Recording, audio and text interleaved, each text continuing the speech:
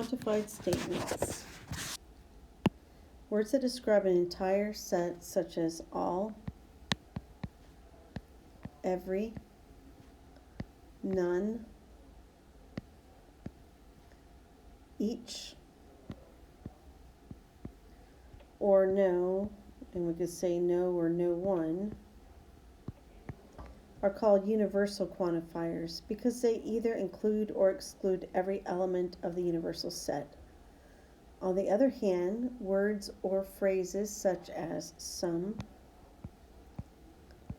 one, and at least one are called existential quantifiers because they describe the existence of something, but they do not include the entire universal set.